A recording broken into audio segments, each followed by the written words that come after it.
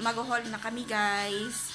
Yung mga parang baon-baon, mga baon-baon lang ng anak ko kasi kung matutuloy siya bukas mag-summer sa Nazareth School, kung matutuloy siya doon, medyo malayo lang, alam niyo kasi ang problema ko, yung niya,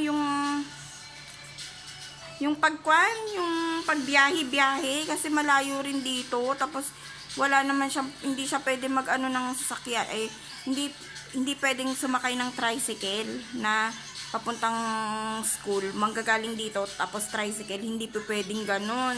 Kailangan, mag-jeep pa kami pag galing dito sa bahay, tatawid pa kami ng, parang may overpass, tapos sasakay ng jeep.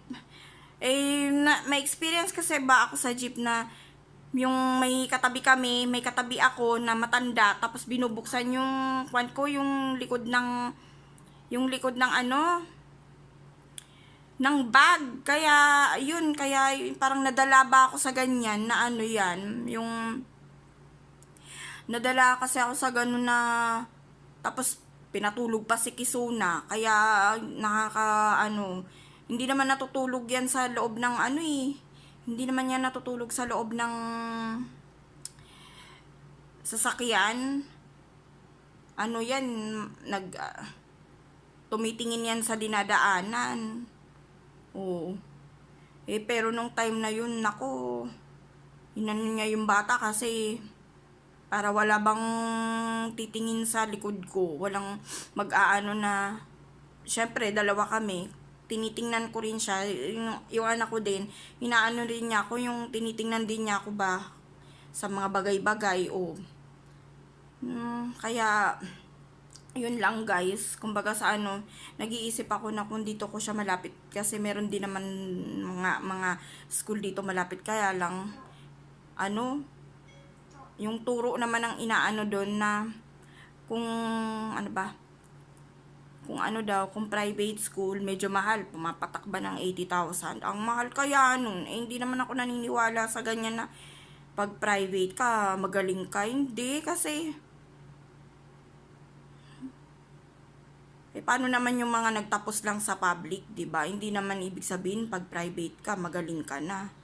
Siguro social lang, pero yung kailangan naman dun yung may matutunan yung bata. Tapos sa public naman, ang kwan daw ngayon, ang isang room nasa 40 na tao, 40 ka tao. 40 ka tao yung kwan, yung estudyante. Syempre hindi naman na yan, yung hindi, parang syempre 'di ba, natanong ko rin yung iba, parang wala daw natututunan yung estudyante nila kasi nga maraming estudyante sa loob ng isang room. So parang pahirapan yung maturuan ba ng teacher. Yan, kaya problema yan. Hindi ko nga alam kung saan ko talaga siya papapasukin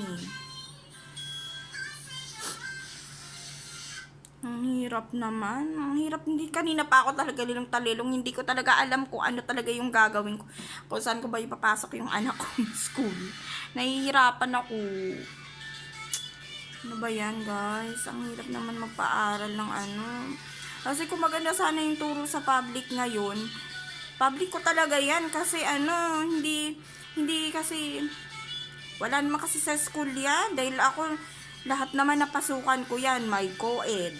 Tapos private na, puro kami babae. Tapos yung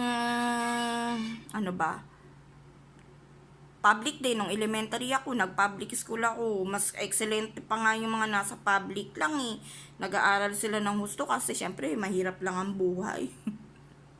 'Di ba? Kasi pag mayaman ka parang kahit ano na lang. Parang ganun. Ganun lang.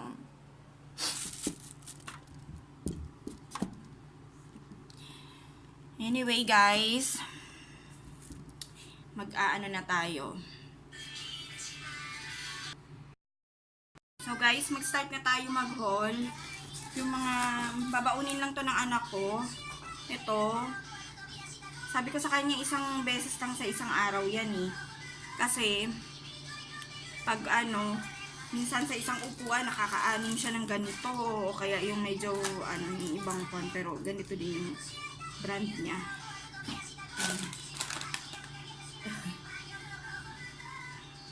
Ano to? Kinajata naman. Kasi ito bread pan, ito masarap to eh.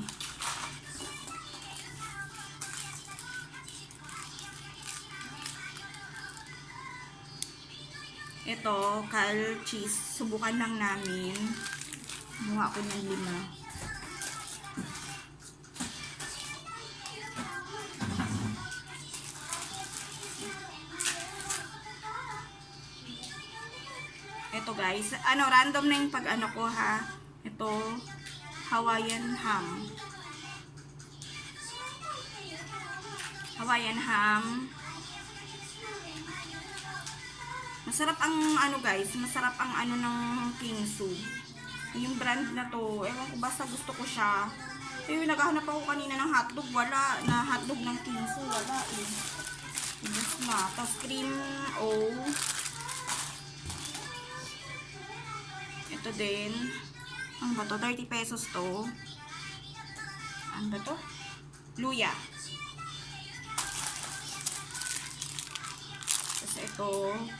Try lang namin kasi nagustuhan ni Kisu. Gustong subukan kainin ni Kisuna, kaya yan.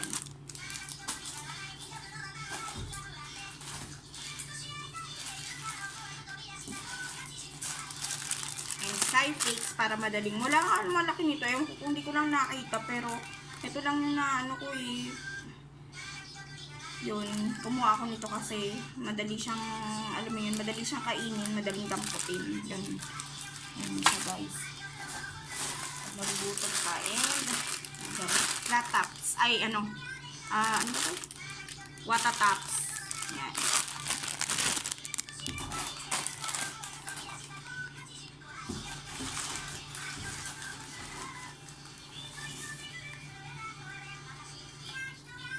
Ito guys, bumili rin kami nito. Salmon na mga ininglas ba? Yun ba yung kwan sa ininglas? Yung mga parang sabi, ano daw to, nasa belly part. Yan, 180.10. Natawa ko kasi syempre naalala ng belly. Naalala ko. Naalala ko yung chan ko. Hotdog ng, ano to? Yan. Pinoy hotdogs. Ewan ko, hindi ko to alam kung ano. Try natin. Masarap to. Kasi natikman ko ng ano ng Travels, iba eh. Yung hotdog ng Travels.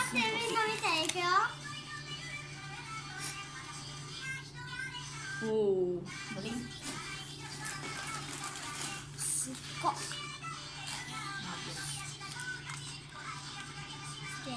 Okay na. Ito, nuggets. Naman. And then, giniling kalahating kilo guys. Kasi, hindi na ako nakabili pala baby ng ampalaya. Ako nang nakuha ako potato. Oh my god. Kasi mag-aano ko.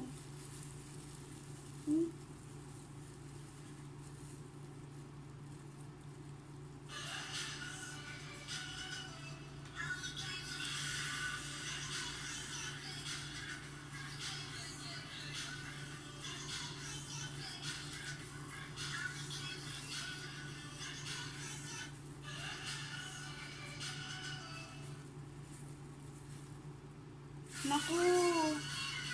Hindi ko alam kung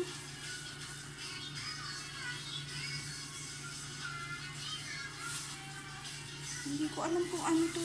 Tingnan nyo guys, may nakikita kayong ganito. Ayan o. Hindi ko alam kung ano to eh. Babalik ko na lang. Tatawag ko. Sandali. Kasi ano. Sandali lang. So yun, ano guys. Iluluto ko na yung sakana, yung salmon kasi medyo may amoy. May amoy na. Kaya kailangan maluto na siya. Yun.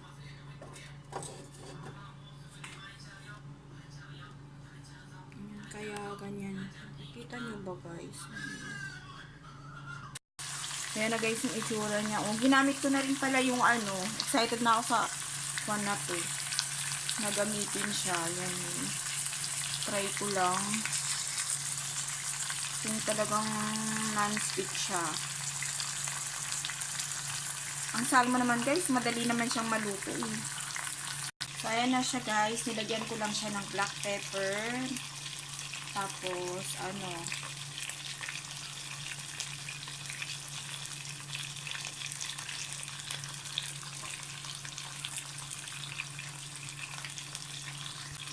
tapos, ito guys, ano, garlic ng McCormick. I-spread ko. Ay, naparami. So, okay na rin yan. Ayan siya guys. Nabuhos bigla eh. Ayaw. Ayan.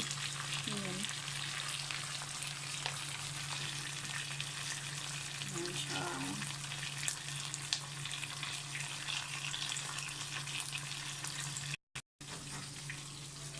Tapos, lalagyan ko lang siya nito guys ng ano, ng ito, Higashi Maru Shoyu. Sukuchi. Kan lang, ano siya, light taste ng Japanese shoyu. Yan.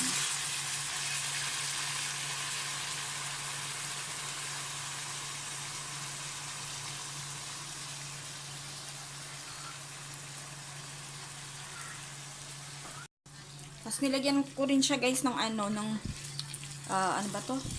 Butter. Yan.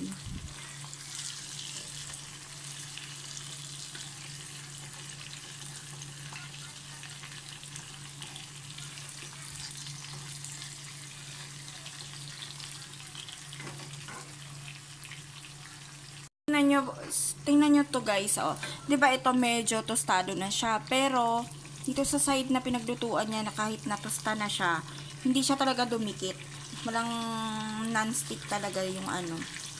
And also pagka mga ganito talaga ginagamit ko para hindi siya magbaklas, yung hindi siya maano, yung hindi yan ganitong kwan lang, wood ano, ba to? Mga ganito or kaya silicone. Yan. Ingat-ingat din ba kasi syempre I believe naman na hindi siya magamit, pero para doble ingat din. Ano? Kasi mahal ko eh. Kumbaga sa ano, investment din yung pag ano nito eh. Pagbili. Excuse.